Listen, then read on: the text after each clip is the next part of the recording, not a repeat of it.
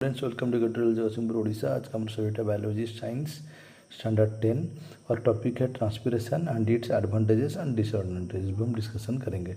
Transpiration किसे बोलते हैं? The loss of water in the form of vapours from the aerial part of the plants is called transpiration.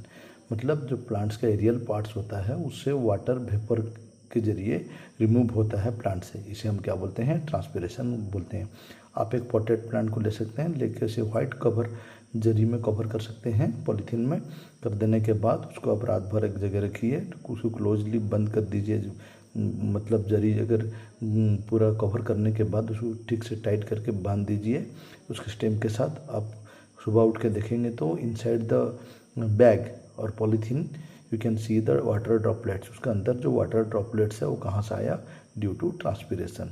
ये transpiration क्या होता है? It takes place mainly through stomata. इस transpiration जो होता है वाटर लॉस होता है ये जनरली स्टोमाटा आपको पता है, जो टिनी पोर्स होते हैं लिप में उसे स्टोमाटा बोलते हैं, जो गार्डेड बाय गार्ड सेल्स के वजह से गार्डेड होते हैं। टिनी पोर्स जो होते हैं लिप्स में उसे स्टोमाटा बोलते हैं और गार्ड सेल्स इनको ओपनिंग और क्लोजिंग में हेल्प करते हैं। तो उसी के जरिए मेनली ट्रांसपिरेशन होता है, वाटर जो आता है लॉस होता है उसी के जरिए होता है। एडवांटेजेस देख लेते हैं। It regulate the body temperature of the plants.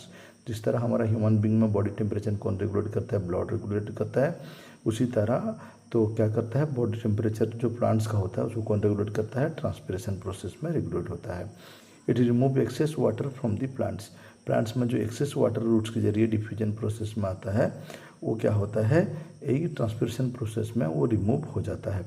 Third point का हो गया advantages. It maintains a constant supply of ions to the lips को क्या करता है? कांस्टेंट सप्लाई करता है आयंस वाटर के जरिए जो हो जाता है मिनरल एंड आयंस, इसको सप्लाई करता है लिप्स को ट्रांसपिरेशन प्रोसेस में। It helps in photosynthesis and gases exchange. आपको पता होगा जो फोटोसिंथेसिस प्रोसेस होता है उसमें ये हेल्प करता है ट्रांसपिरेशन, और गैसेस एक्सचेंज में भी हेल्प करता है। इसका डिसएडवांटेजेस क्या होता है? No wastage of energy. यहाँ पे बहुत सारा एनर्जी वेस्ट होता है during the process of transpiration. और न्यूट्रिएंट्स इम्बैलेंस, जो न्यूट्रिएंट्स होता है वहाँ पर ड्यू टू ट्रांसपिरेशन यहाँ पर इम्बैलेंस देखने को मिलता है। परमानेंट डैमेज और डेथ ऑफ द प्लांट। अगर इसी तरह का कंटिन्यूसली वाटर लॉस हुआ तो क्या होगा? न्यूट्रिएंट इम्बैलेंस हुआ तो प्लांट परमानेंटली डैमेज या मर भी सकता है। Thank you.